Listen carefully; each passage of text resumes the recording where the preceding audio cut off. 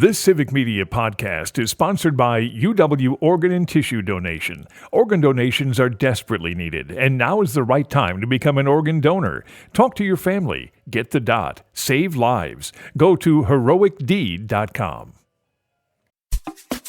This is your WGBW Daily News Roundup for the Talk of Green Bay, 97.9 FM and 1590 AM. For 97.9 WGBW News, I'm Lisa Hale.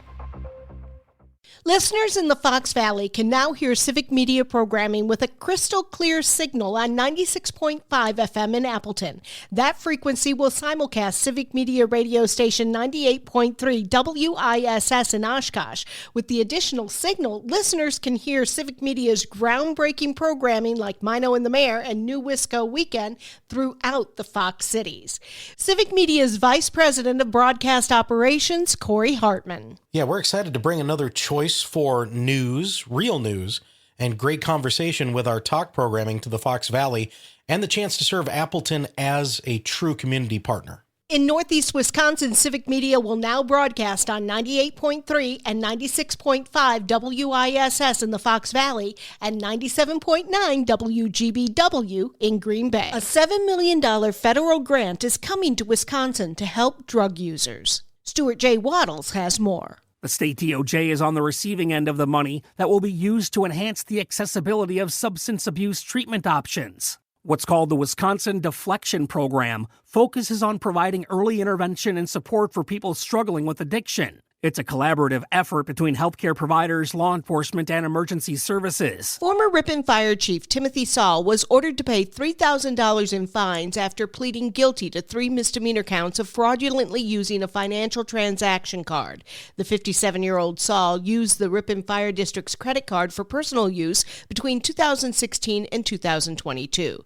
No restitution was ordered because no city funds were used to pay off the card. Brown County is looking for a resident of District 21, or the northern and eastern portions of Ashwaubenon, to fill the remainder of the term of Christopher Zerbel, who is resigning from the Brown County Board of Supervisors. People interested in filling the remainder of the term, which ends in 2026, should send a letter of application and a resume to Brown County Board of Supervisors Chairman Patrick Buckley. The deadline to apply is January 10th. This holiday season, give the gift of life by donating blood. American Red Cross Northeast Wisconsin Executive Director Rebecca Rockhill. As we see people getting into the celebrations and the gatherings of the holidays, people tend to schedule less or cancel more for their blood donations. They're thinking more about other things. And so it's really important that we continue to donate during a time when we tend to let it back off a little. The 19th annual Green Bay Winter Blood Drive is today and Thursday. Visit redcrossblood.org to schedule your donation. Wisconsin has lots of history to learn about. With more, here's Civic Media's Jimmy Kuska.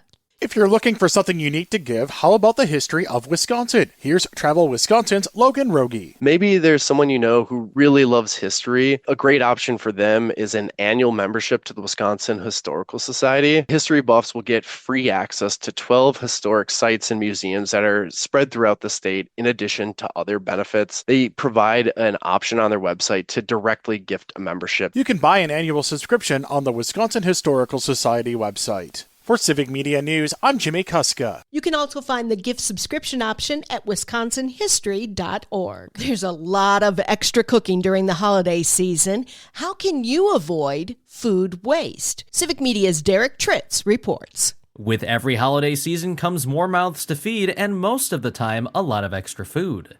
Sadly, a large portion of that extra food ends up getting wasted, according to DNR Organic Waste Management Specialist Ruth O'Donnell. Recently, the organization ReFed estimated that on Thanksgiving, over 300 million pounds of food was wasted in the United States, and that represented more than $500 million of groceries thrown away. To cut down on food waste, the Wisconsin DNR recommends creating detailed shopping lists for holiday dinner ingredients and freezing leftovers. Freezing leftovers might also save you a few nights of cooking. More information about food waste prevention can be found at dnr.wi.gov. The last thing you want this holiday is a case of food poisoning. Melissa Kay has some advice on how to avoid that. If you're cooking the Christmas meal for your family, be sure to thaw your turkey or other frozen meat properly to avoid giving the gift of foodborne illness this holiday season. Thawing a turkey on the counter is not safe because the outside layers of the bird can quickly enter the danger zone temperatures where bacteria like salmonella multiply rapidly. Refrigerator thawing is the safest. Allow 24 hours for every 4 to 5 pounds of turkey. Cold water thawing is quicker. Change the water every 30 minutes to keep it cold, and allow 30 minutes per pound to thaw. The last recommended method is your microwave if it's big enough. Being Santa is more than delivering toys and eating milk and cookies. He said it's also helping children believe in themselves as well as jolly old Saint Nick. Santa wants you to listen to your mom and your dad and to do chores if you're giving them. Be good in school, have a good relationship with your friends, but most of all, love yourself and be kind to yourself. Because kids today are pretty harsh on themselves sometimes. Santa was a guest Monday on Civic Media's Mino and the Mayor Show. Keeping track of where Santa is on Christmas Eve can be helpful to get the good little boys and girls to bed on time.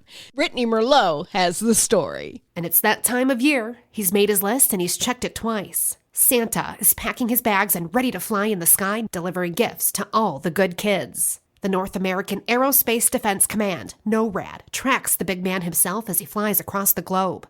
So you and your kids can follow jolly old St. Nick's progress on Christmas Eve at www.noradsanta.org.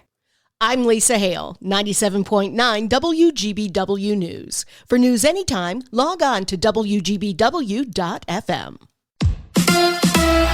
The Packers dominate the Saints. Hi, I'm Mike Clemens with sports. The Packers beat the Saints 34-0. Head coach Matt LaFleur. It's hard to shut out an opponent in this league, and from what I was told, it was the first one this season, so I was really proud of our defense. Running back Josh Jacobs with a total of over 100 yards of offense and a touchdown. I tell people all the time I feel like I'm the heartbeat of the team in the sense of I get everybody energized, I get everybody with the right type of mentality that I feel like we need to have to play in the game. With the win, the Packers have clinched a spot in the playoffs. NBA, some of the Bucks players not happy they won't be playing on Christmas Day, feeling snubbed by the NBA. Last night, the Bucks beat the Bulls 112-91. Chris Middleton with 21 points. Chris, I thought maybe his best game of the year. Early in the year, we wouldn't have won either game. Now we're not only winning games, we're winning them, with a cushion. I thought defensively, it's maybe one of our best defensive efforts. That's Bucks head coach Doc Rivers. With sports, I'm Mike Clemens. On your entertainment beat, I'm Pete Schwaba. Francis Ford Coppola is a 5-time Oscar-winning filmmaker. He's also a survivor of polio. The 85-year-old director shared his experience with the disease during an interview with Deadline, warning people about the skepticism for polio vaccines expressed by Trump's incoming Health and Human Services Secretary, Robert Kennedy. The Godfather creator says it was his father who saved his life when he contracted polio at a young age and actually lost the use of his legs for 10 days. Coppola's father refused to believe that his son should stay bedridden while dealing with the illness, which was the common belief of how to combat polio at the time. Instead, Carmine Coppola sought a second opinion and found a different approach that suggested mild exercise for those that contracted the disease. Francis Ford praised the vaccine, which came along a couple years later, and says he has never forgotten memories of children in iron lungs calling for their parents. Interesting. Side note, Coppola's father was a composer who created music for many of his son's award-winning films. In trying to make Christmas sexy news, Kim Kardashian has put out a new music video. The reality TV personality released a video under her brother-in-law Travis Barker's label.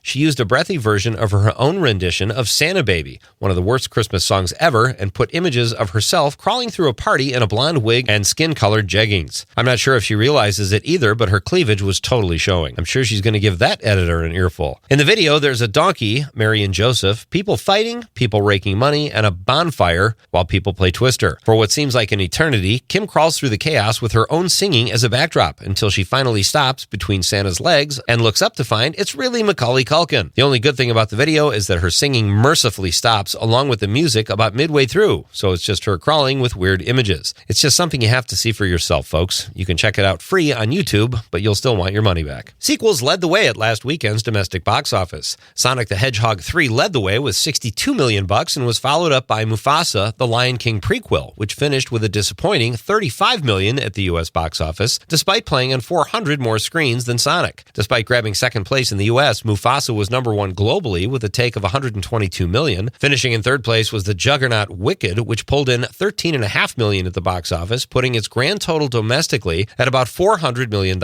Wicked leapfrogged Moana 2, which finished in fourth place with $13.1 million at the box office. The borderline religious film Homestead finished in fifth place with $6.6 million, despite not so great reviews. The Brutalist, a 3.5-hour film that actually has an intermission, opened in limited release and pulled in $266,000, which doesn't sound like a lot, but it was only on 4 screens. For more showbiz fun, tune in to Nightlight with me, Pete Schwaba, weeknights from 6 to 8 p.m. on the Civic Media Radio Network. A mix of clouds and sunshine today. We'll get to right around 30 for a high this afternoon, with a light northerly breeze becoming southwesterly late this afternoon. Tonight down to 16, tomorrow partly to mostly cloudy for Christmas Day, 32 on Thursday, cloudy afternoon showers with a high near 40. I'm meteorologist Sean Cable. Currently, it's 26. That's your WGBW Daily News Roundup from Civic Media. Subscribe to this podcast on Spotify, Apple, or wherever you find your podcasts. Find more news at WGBW.FM. The national news cycle never stops, but it can be hard to find news about your local community. Civic Media is dedicated to providing quality local and state news coverage across Wisconsin. With the Civic Media app, you can get notifications about local stories that matter to you and your community. Find the free Civic Media app in your phone's app store and choose notifications from the menu to tell us what kind of news you want to hear about.